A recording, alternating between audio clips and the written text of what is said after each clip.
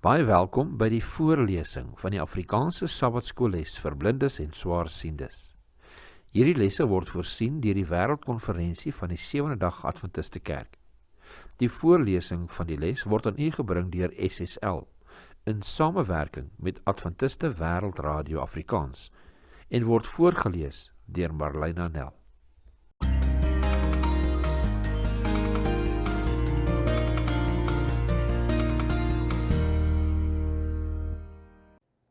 Les 9, 23 tot 29 Mei. Sonde, die evangelie en die wet. Kom ons open met gebed. Hemelse Vader, ons sê vir u baie dankie vir die geleentheid wat ons weer eens het om u woord te bestudeer. Liewe ons sê vir u dankie vir u liefde, u genade, u geduld met ons elke dag en ons vra dat u ons harte en ons gedagtes mag oopmaak vir dit wat u ons wil leer.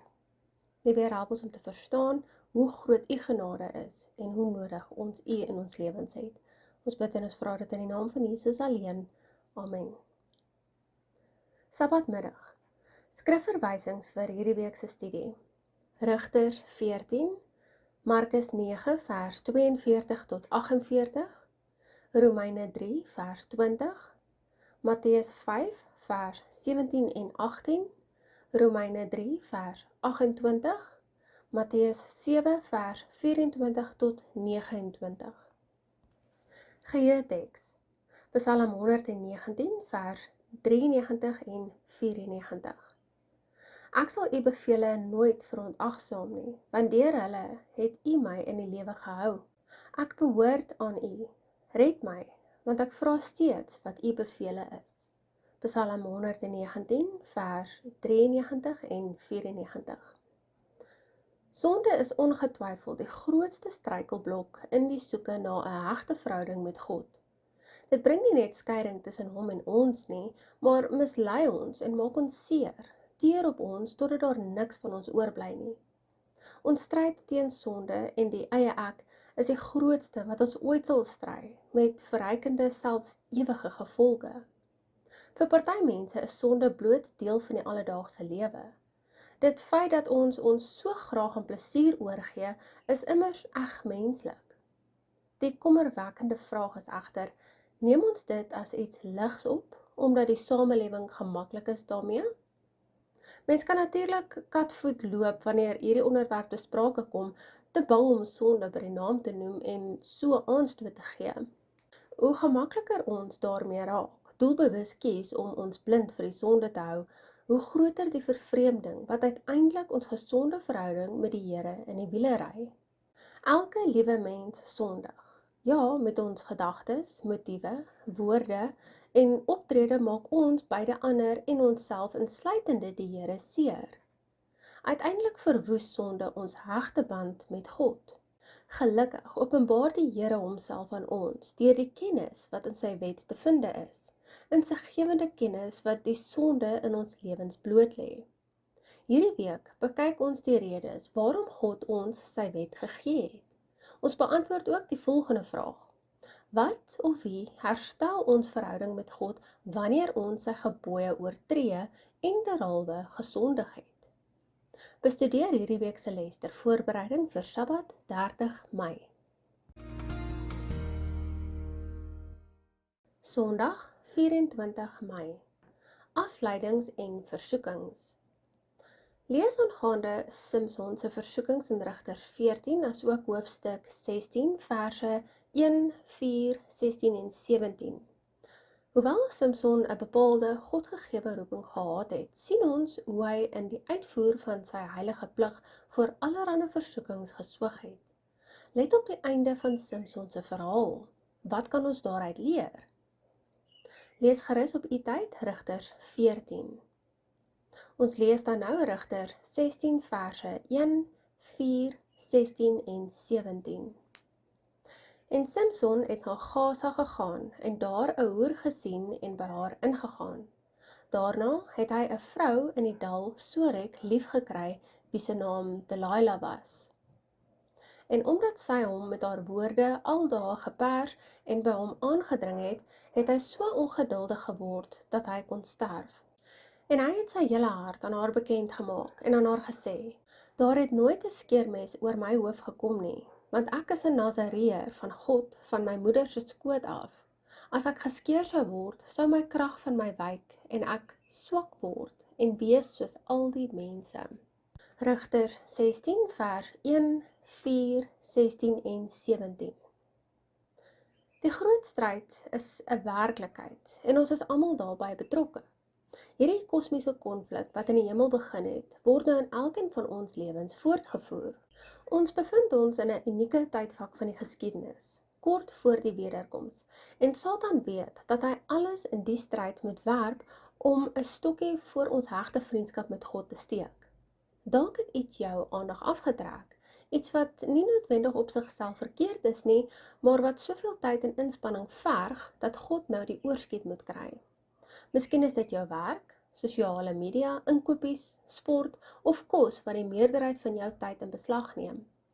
Opregte en doodeerlike selfondersoek sal aan die lig bring dat te veel van enige van hierdie dinge in ons lewens of wanbestuur van alles saam tot te min tyd vir God en ons medemens kan lei.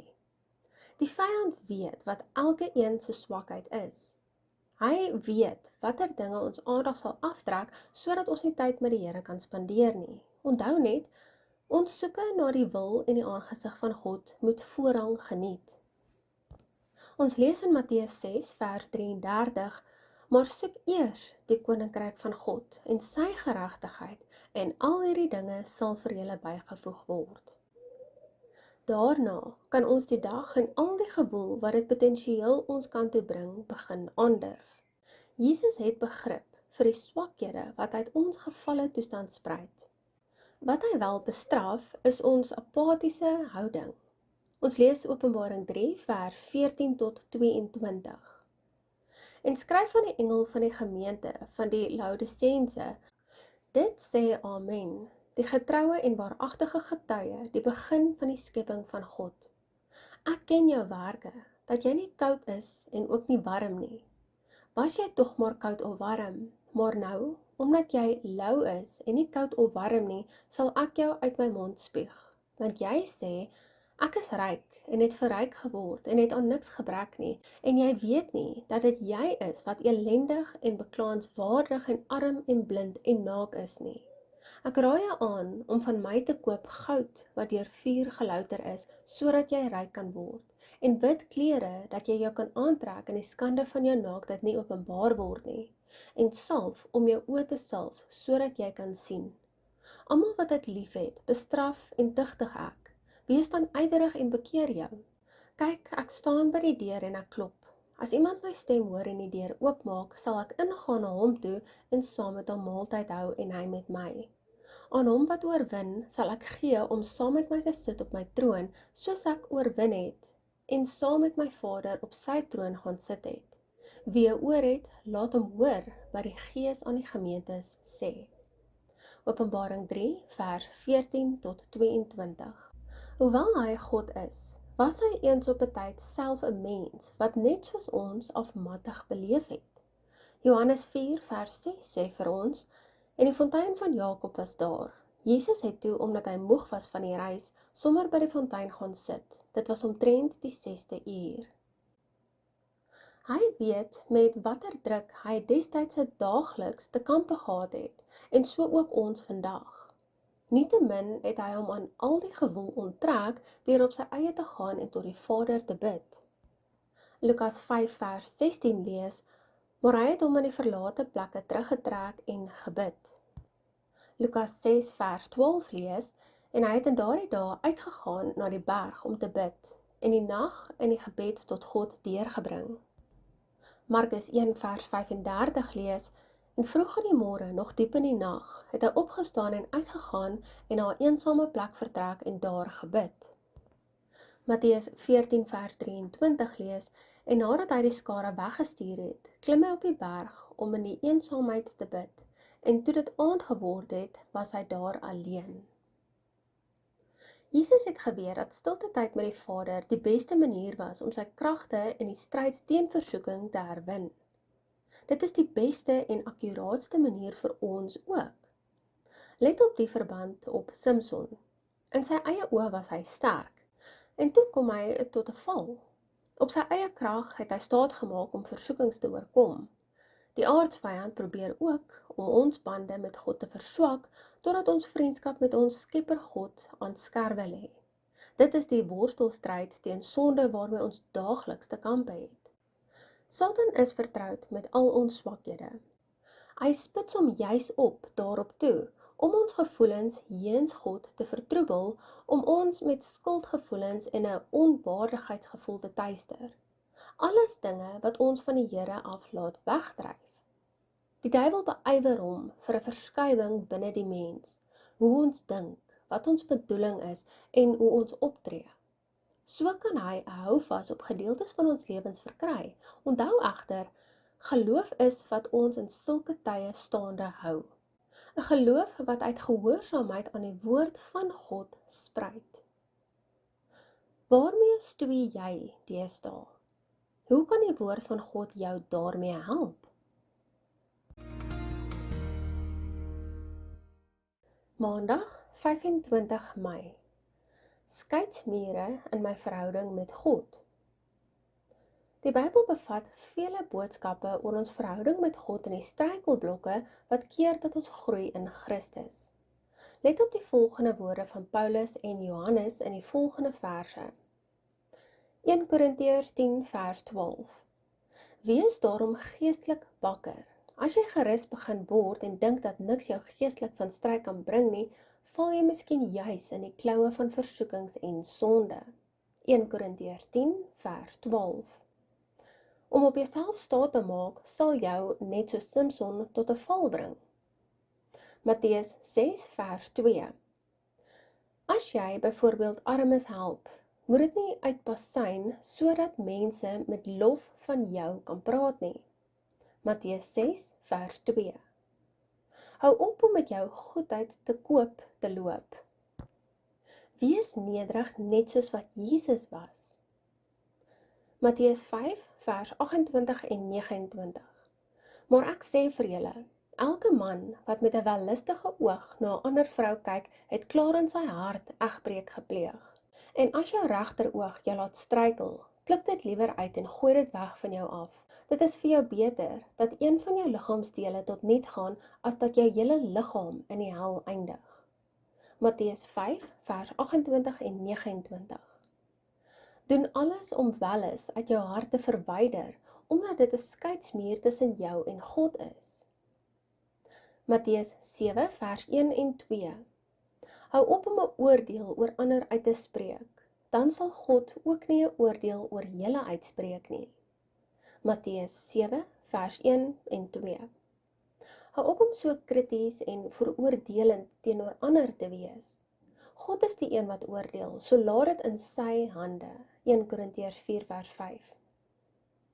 Ons lees Matteus 5 vers 44.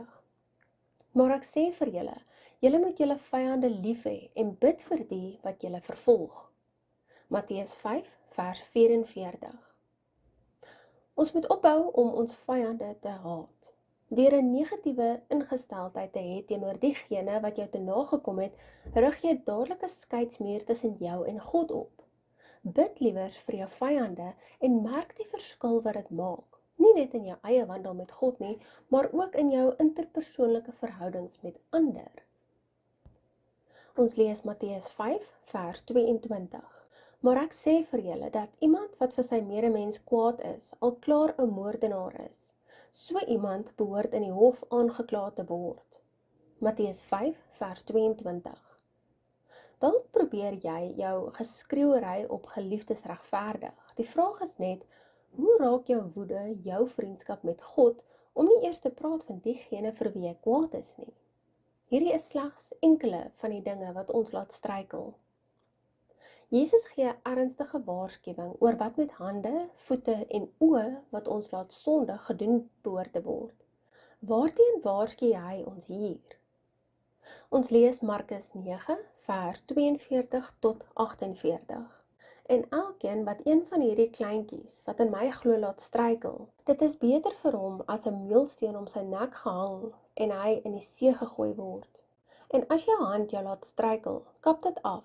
Dit is beter vir jou om vermink in die lewe te gaan, as om 2 hande te hê en in die hel te gaan in die onuitbluslike vuur, waar hulle wurm nie sterf en die vuur nie uitgeblus word nie.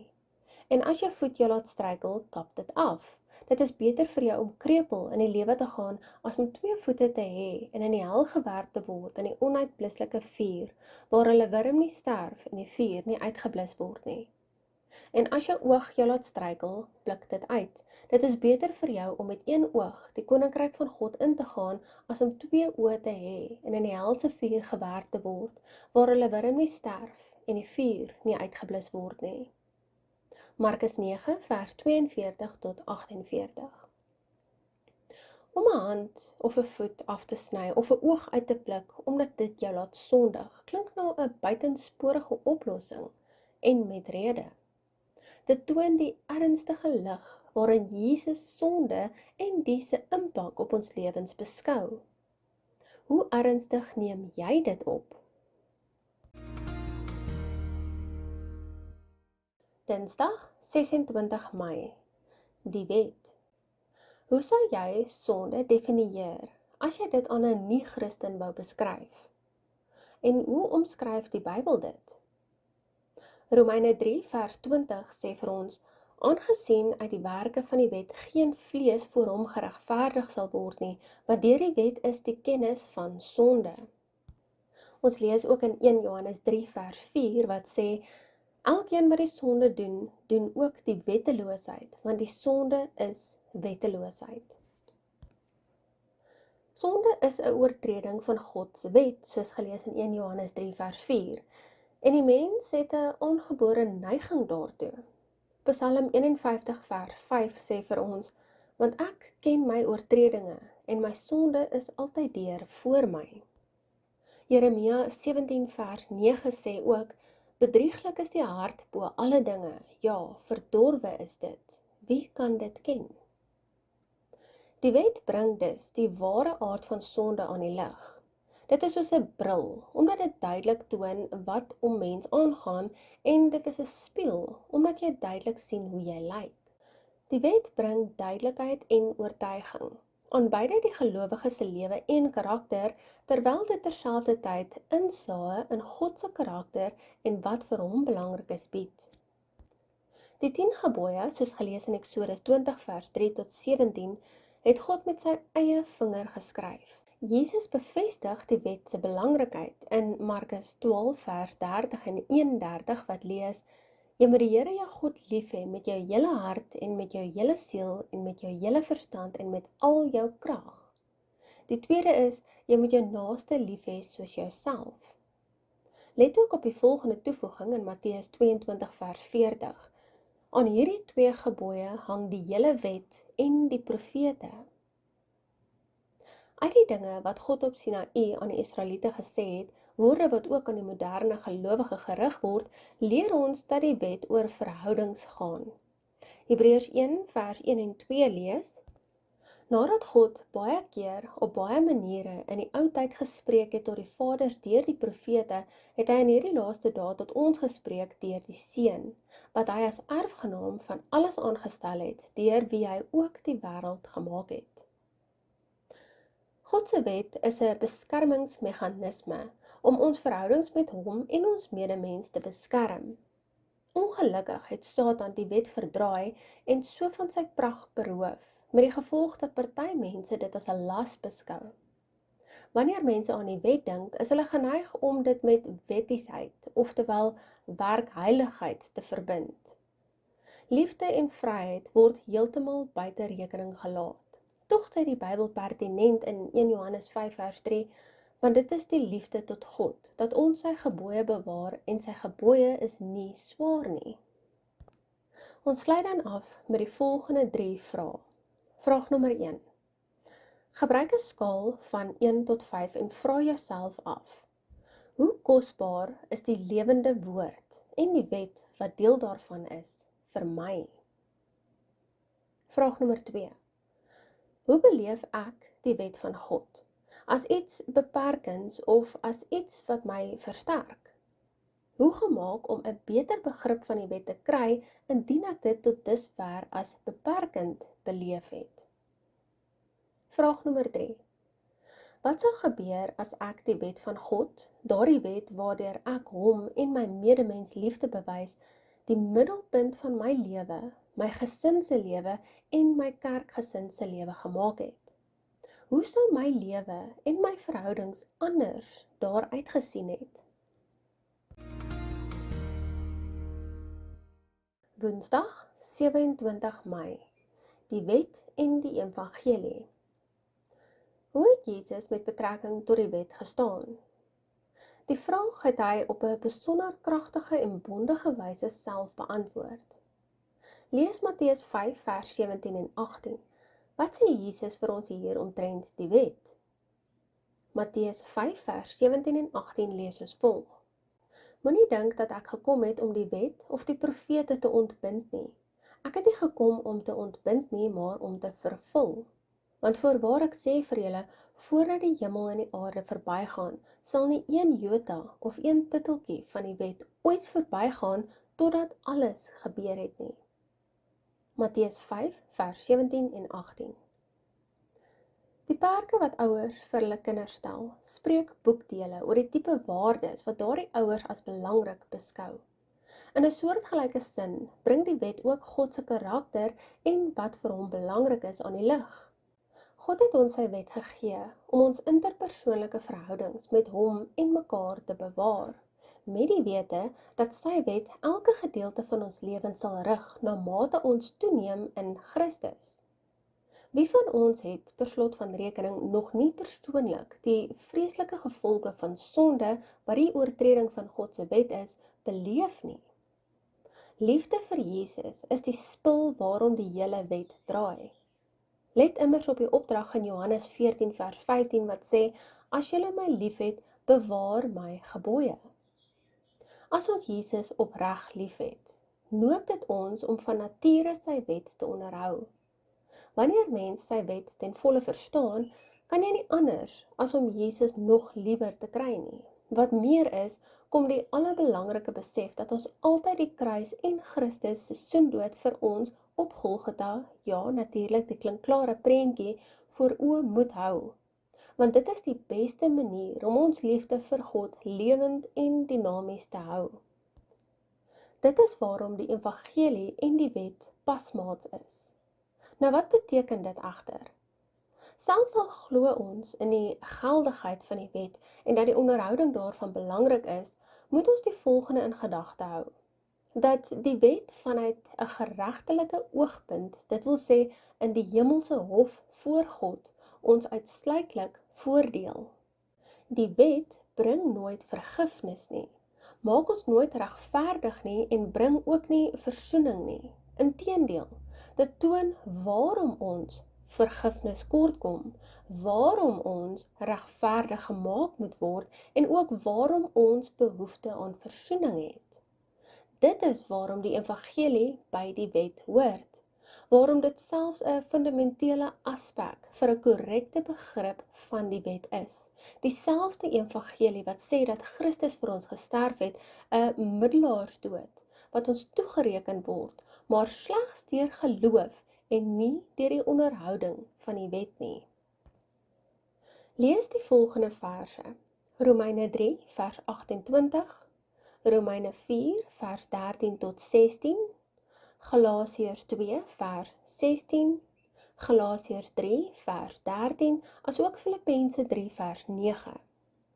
Hoe help hierdie verse ons, as persone wat in die onderhouding van God se wet glo, om nie wetties te raak nie? Romeine 3 vers 28 lees, ons neem dus aan, dat die mens geregverdig word deur die geloof sonder die werke van die wet. Romeine 4 vers 13 tot 16 sê vir ons, want dit is die belofte dat hy erfgenaam van die wêreld sou wees. Het Abraham of sy nageslag nie deur die wet verkry nie, maar deur die geregtigheid van die geloof. Want as hulle wat uit die wet is, erfgename is, dan het die geloof waardeloos geword en die belofte tot niet geraak. Want die wet werk toorn, maar waar geen wet is nie, daar is ook geen oortreding nie. Daarom is dit uit die geloof, sodat dit volgens genade kan wees en die belofte kan vasstaan vir die hele nageslag. Nie alleen vir die wat uit die wet is nie, maar ook vir die wat uit geloof van Abraham is, die vader van ons almal. Galasiërs 2 vers 16 lees: Terwyl ons weet dat die mens nie geregverdig word uit die werke van die wet nie, maar alleen deur die geloof in Jesus Christus. Selfs ons het in Christus Jesus geglo, sodat ons geregverdig kan word uit die geloof in Christus en nie uit die werke van die wet nie, omdat uit die werke van die wet geen vlees geregverdig sal word nie. Galasiërs 3 vers 13 lees: Christus het ons losgekoop van die vloek van die wet, deur vir ons 'n vloek te word, want daar is geskrywe, vervloek is elkeen wat aan 'n hout hang. Ons lees en sluit af met Filippense 3 vers 9.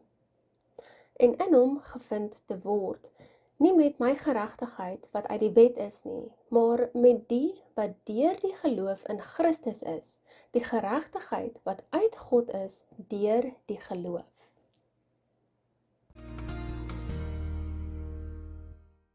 Donderdag 28 Mei. Om dit te weet en te doen. In die bergprediking praat Jesus baie oor verhoudings met hom en met mekaar. Hierdie leer sluit hy met die volgende uiters hartverskeurende opmerking af. Matteus 7 vers 21. Nie elkeen wat vir my sê, Here, Here, sal in die koninkryk van die hemel ingaan nie, maar net hy wat die wil doen van my Vader wat in die hemel is. Jesus verduidelik dat party na hom sal uitroep, mense wat duidelik van hom weet, hoewel hulle hom nie ken nie. 'n soeke na kennis is ongetwyfeld belangrik. Let immers op die Bybelse vermaning teen onkunde oor God, omdat die volk of nie behoorlik ingelig is nie, of bestaande kennis oor God verwerp het, met die gevolg dat hulle ten gronde gaan. Hosea 4 verse 1, 6 en 10 lees soos volg: Hoor die woord van die Here, o kinders van Israel, want die Here het 'n regsaak met die inwoners van die land, omdat daar geen trou en geen liefde en geen kennis van God in die land is nie. My volk gaan te gronde, weens gebrek aan kennis, omdat jy die kennis verwerp het, sal ek jou verwerp, sodat jy vir my die priesterambt nie sal bedien nie, omdat jy die wet van jou God vergeet het, sal ek ook jou kinders vergeet. Dan sal hulle eet, maar nie versadig word nie, hulle sal horeer, maar nie uitbreek in menigte nie, want hulle het nagelaat om die Here te vereer. Hosea 4 verse 1, 6 en 10. Hierdie behoefte aan kennis oor God toon dat ons nooit die belangrikheid van ewige Bybelwaarhede behoort af te maak nie. As sulke kennis egter geen verandering in ons voortbring nie en ook nie tot groter toewyding tot God en ons wandel met hom lei nie, maak ons dit nutteloos. Johannes 17 vers 3 lees: En dit is die ewige lewe, dat hulle U ken, die enigste ware God en Jesus Christus, wat deur U gestuur is. In die skrif sê Jesus, wat die voorvereistes vir die toegang tot die hemel is. Ons moet die wil van God doen en hom ook mettertyd leer ken. Want as ons hom nie ken nie, kan ons immers nie sy wil doen nie. Hier het ons die deurslaggewende faktor. Boonop is dit 'n uiters redelike verwagting. As jou kind sê hy het jou lief en gewoonlik doen wat jy vra, toon hy daarmee die omvang van sy liefde en respek vir jou. Ons liefde vir God werk ook so. As ons hom liefhet, sal ons sy wil doen, met die besef dat dit tot ons eie beswil is. Die wyse waarop ons die Here reageer en op 'n lange duur ons gehoorsaamheid aan hom as 'n natuurlike uitvloeisel van ons liefde, toon die ware aard van ons vriendskap met hom. Jesus sluit die bergprediking af deur sy gehoor voor 'n besonder aangrypende laaste uitdaging te stel. Wat was dit? Ons lees Matteus 7 vers 24 tot 29. Elkeen dan wat na hierdie woorde van my luister en dit doen, hom sal ek vergelyk met 'n verstandige man wat sy huis op die rots gebou het. En die reën het geval en die waterstroom het gekom en die winde het gewaaai teen daardie huis aangestorm en dit het nie geval nie, want sy fondament was op die rots. En elkeen wat na hierdie woorde van my luister en dit nie doen nie, sal vergelyk word met 'n dwaase man wat sy huis op die sand gebou het. En die reën het geval en die waterstroom het gekom en die winde het gewaaai en teen daardie huis aangestorm en dit het geval. En sy val was groot. En toe Jesus hierdie woorde geëindig het, was die skare verslae oor sy leer, want hy het hulle geleer soos een wat gesag het en nie soos die skrifgeleerders nie. Matteus 7 vers 24 tot 29. Wanneer Jesus se boodskappe werklik tot 'n mens begin deurdring, word jy natuurlik daardeur uitgedaag en getransformeer. Ten eerste moet ons eers ons ore en ons harte oopmaak. Met elke asemteug kan God se plan vir die uitleef van 'n hegte verhouding met hom in ons binneste uitgeriffel word. Hy is die rots ter eeue, en ons lewens kan op hom en in ooreenstemming met sy volmaakte plan vir ons gebou word. Hierdie bloudruk vir 'n hegte verhouding met God is boonop geen geheim nie. Op die bladsy van sy geïnspireerde woord maak God dit bekend. Wat meer is, hy bied dit aan ieder en elk van ons. Daarna moet elkeen self kies of hulle dit gelowig wil aanvaar, hulle op 'n volmaakte geregtigheid van Christus wil beroep en daardie geregtigheid dan wil uitleef. Vrydag, 29 Mei, vir verdere studie. Wanneer die wet van God ter sprake kom, het mens dikwels met verdraaiings en wanopvattings te maak. Tog is dit geensins verrassend nie. Neem in ag dat dit juis oor die wet was dat Satan swaarde met God gekruis het. In Jesus se tyd was party mense onder die indruk dat hy gekom het om die wet af te skaf, maar niks is minder waar nie. Jesus het juis lig op die wet en op God se lieflike karakter gewerp en het gekom om ten volle daaraan uiting te gee. Ons lees tog in Matteus 5 vers 17 en 18 die volgende: Moenie dink dat ek gekom het om die wet en die profete te ontbind nie. Ek het nie gekom om te ontbind nie, maar om te vervul. Want voorwaar ek sê vir julle, voordat die hemel en die aarde verbygaan, sal nie een jota of een titeltjie van die wet ooit verbygaan totdat alles gebeur het nie. Dit is sodat elke gelowige die ware aard en wese van God kan sien. Die volgende aanhaling lees ons uit Ellen G. White, Prophets and Kings, bladsy 465 en 466. Israel se enigste hoop dat die Godsplan deur hulle vervul sou word was na mate hulle onsag vir God se heilige woord gehad en dit in hul binneste gekoester het. Hierdie agting vir die wet van God is dat die volk tydens koning Dawid asook vroeg in Salomo se regerings sterk gemaak het. Deur geloof in die lewende woord is hervormings in die dae van Elia en Josia bewerkstellig. Dit was op hierdie einste skrif van waarheid, Israel se waardevolste erfenis, wat Jeremia hom ook beroep het in 'n poging om hervorming te bring. Ellen G. White, Prophets and Kings, bladsy 465 en 466. Vrae vir bespreking. Vraag nommer 1. Hoe beskou hoofstroomkultuur sonde? Wat behoort ons reaksie as 'n kerkgenootskap en as 'n gemeente daarop te wees? Vraag nommer 2.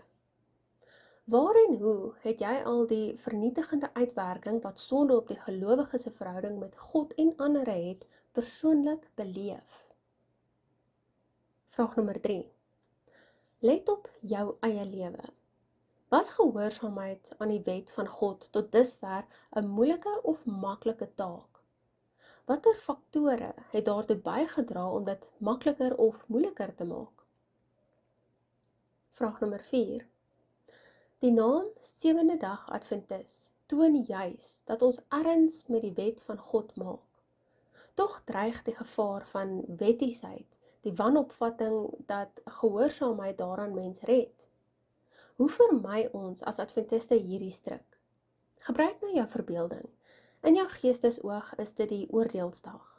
Elke sonde wat jy al ooit gedoen het, word een vir een voor God, voor hom, wat 'n heilige en volmaakte hemelse regter is, gebring. Waarop gaan jy jou beroep? Jou onderhouding van die wet, of Jesus se volmaakte geregtigheid wat hy jou geskenk het? Vraag nommer 5. Hoe kan kennis of 'n gebrek daaraan 'n uitwerking op 'n mens se verhouding met God hê? Ons lees Spreuke 24 verse 3, 13 en 14. Deur wysheid word 'n huis gebou en deur verstand word dit bevestig. Eet heuning, my seun, want dit is goed, en heuningstroop is soet teen jou verhemelte. Erken dat die wysheid so is vir jou siel. As jy dit vind, dan is daar 'n toekoms, en jou hoop sal nie verydel word nie. Ter opsomming. Ons lewens is met sonde besmet, wat ons van die Here skei. Die Here nooi ons egter om hom met ons hele verstand en hart en wese met al ons kragte te ken en lief te hê. Wanneer ons dit doen, sal ons van nature meer naaste liefde hê. Hierdie liefde vir God en ons medemens word in God se wet saamgevat wat aan die mensdom gegee is om ons verhouding met die Here asook diegene om ons te beskerm en te bewaar. God se wet weerspieël sy karakter op 'n mooi wyse, en wanneer ons sy wet verstaan, sal ons band met hom al hegter en sterker raak. Kom ons sluit af met gebed. Liefdevolle Vader, ons sê vir U dankie vir die voorreg wat U ons geskenk het om hierdie tyd saam met U te kan spandeer.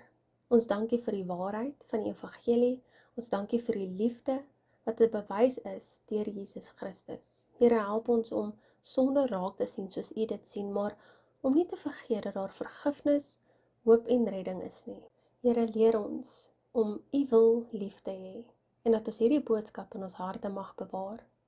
Ons dankie, ons loof U en ons prys U in die naam van Jesus Christus alleen. Amen.